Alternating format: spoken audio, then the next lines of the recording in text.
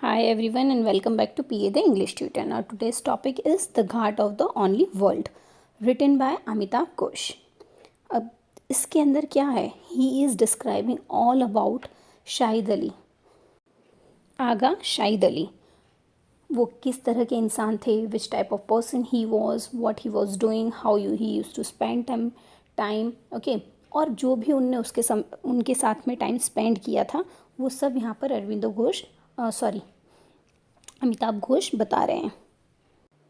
अब ये story start होने से पहले वो ये चीज़ हमें बोलते हैं कि ऑन 25 अप्रैल 2001 अमिताभ ने शाहिद को कॉल किया था और उन्हें रिमाइंड करवाने के लिए, भाई आज हमको अपनी एक फ्रेंड के वहाँ पर लंच पे जाना है, लेकिन उससे पहले तुम्हें मेरे घर आना है और फिर बाद में अपन दोनों मिलकर उसके वहाँ जाएंगे. तभी शाहिद अली अपनी एंगेजमेंट एल्बम देख रहे थे. So he was quite dedicated towards the album too. लेकिन तभी उनको बात करते करते वो अचानक उनको सामने अमिताभ घोष को बोलते हैं कि भाई मुझे कुछ दिखाई नहीं दे रहा है, तो क्या इसका मतलब ये है कि मैं मरने वाला हूँ.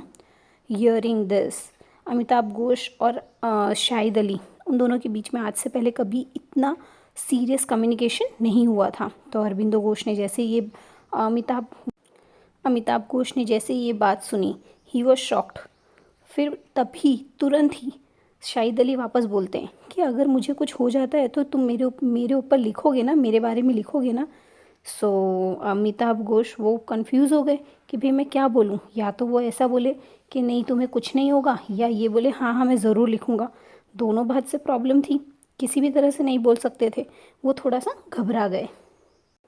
अब इसी तरह से एक दिन Shahid Ali he died. Okay, and this time Amitabh Ghosh he was well known. उनको सब कुछ अच्छे से पता था कि उन्हें क्या करना था. उन्हें शाहिद के बारे में लिखना था. तो अब यहाँ से वो लिखना स्टार्ट करते हैं. मीन्स अमिताभ घोष की डेथ हो चुकी है और अब यहाँ से वो लिखना स्टार्ट कर रहे हैं. तो वो क्या लिखते हैं, उनको जो जो इंसिडेंट्स याद आते हैं वो सारी बातें वो इसके अंदर लिखना स्टार्ट करते हैं. Now he started writing about his life history. तो उससे पहले वो बताते हैं कि भाई वो दोनों पहले एक दूसरे को नहीं जानते थे, लेकिन वो दोनों एक दूसरे से इसलिए अटैचमेंट में आए क्योंकि जब उन्हें पता चला they both live in Manhattan. Okay, तो तभी वो दोनों क्लोज हुए. अब ऐसा बोलते हैं कि जब 2000 के अंदर उनकी टेस्ट रिपोर्ट आई थी that he had a brain tumour, तो उस समय वो अपनी यंगेस्ट सिस्टर समिता के घर पर शिफ्ट हो गए थे. She was living in Brooklyn. Okay, वो वहाँ शिफ्ट हो गए थे. अमिताभ ऐसे तो शाहिद को नहीं जानते थे, लेकिन वो उनके बुक्स वगैरह पढ़ते थे, उनकी पोएम्स पढ़ते थे पहले से. इनफैक्ट इन द ईयर 1997 उनका एक कलेक्शन था the country with a post office. Okay, तो उनकी लाइफ में भी काफ़ी ज़्यादा उस चीज़ का इम्पैक्ट हुआ था. अमिताभ ने उनकी पोएम में से एक लाइन अपने आर्टिकल में भी लिखी थी अबाउट कश्मीर. ओके, अब अमिताभ बताते हैं कि शाहिद अली श्रीनगर से बिलोंग करते थे और उन्होंने अपनी पढ़ाई दिल्ली से कंप्लीट की थी. अमिताभ ने भी अपनी दिल्ली यूनिवर्सिटी से पढ़ाई कंप्लीट की थी. तो दोनों के कुछ कॉमन फ्रेंड्स थे और उन्हीं की वजह से ये दोनों भी एक दूसरे को पहचानने लगे थे. फिर पहले ऐसे ही थोड़ी बहुत नॉर्मल बातें होती थी, लेकिन फिर धीमे धीमे जैसे पता चला कि दोनों एक ही जगह पे रहते हैं, दोनों की चॉइसेस सिमिलर हैं, तो उन दोनों का कम्युनिकेशन और अच्छा होने लगा जब पता चला कि हम दोनों मैंडेटन में रहते हैं.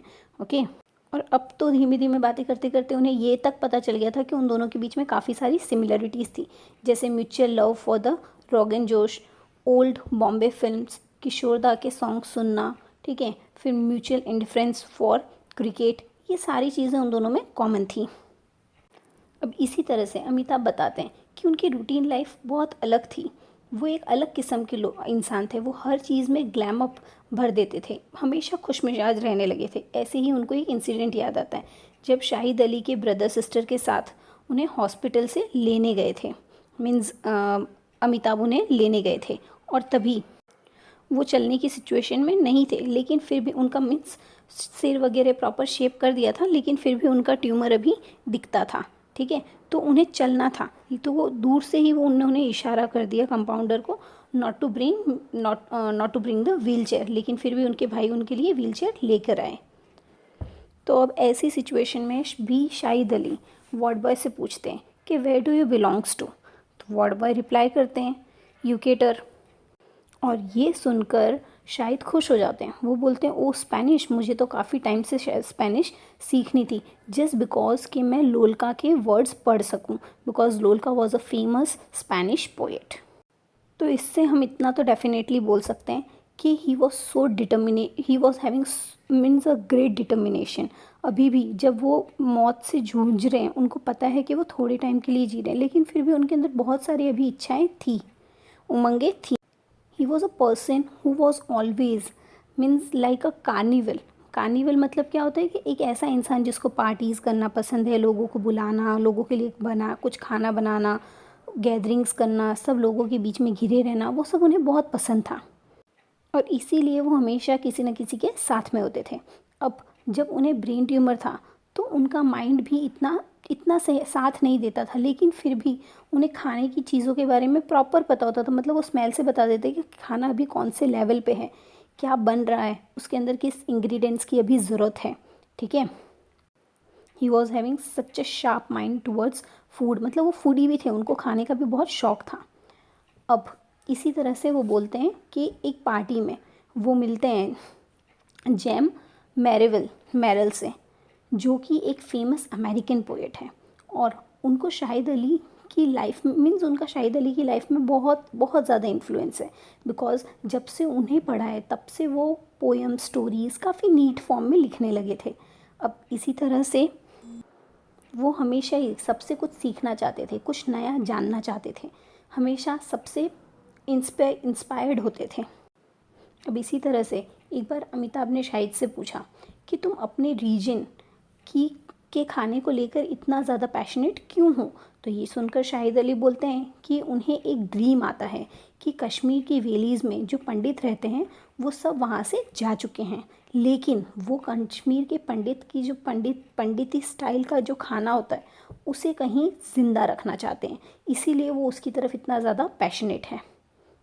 ओके, फिर वो बोलते हैं कि I like Bengali food to.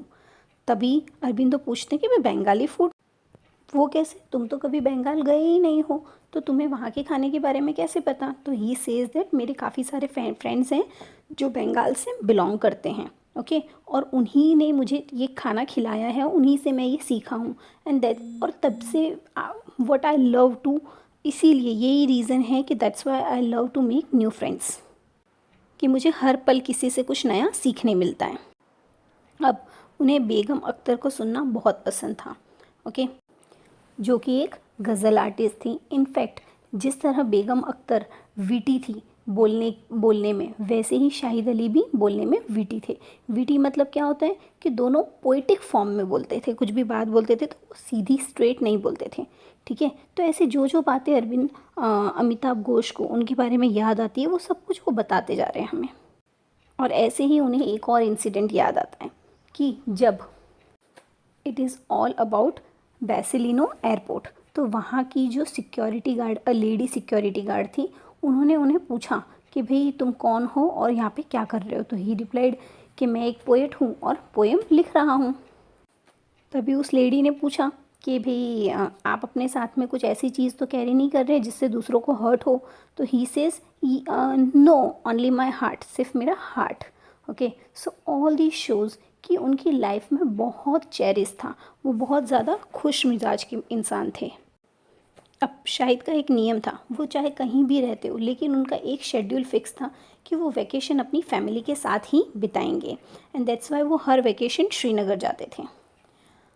अब प्रॉब्लम ये थी कि तब कश्मीर की सिचुएशन बहुत ज़्यादा मीन्स इतनी ज़्यादा स्टेबल नहीं थी, इसलिए वो जो भी पोइट्रीज़ लिखते थे उसमें कहीं ना कहीं उसका इम्पैक्ट आ जाता था। शाहिद अली ने कभी भी इस बात को इतना ज़्यादा मीन्स एक्नॉलेज नहीं दिया था, लेकिन इवन दो ये हम बोल सकते हैं कि उनकी जो भी पोएम्स हिट हुई या लाइफ में जो भी प्रॉब्लम्स होती, वो ऐसा मानते थे कि भाई लाइफ में हमारे साथ में कई सारी प्रॉब्लम्स होती है, हम कई ऐसे रीजन से भी बिलोंग करते हैं, लेकिन अगर सिर्फ हम उसी के बारे में लिखेंगे तो we are not a good artist.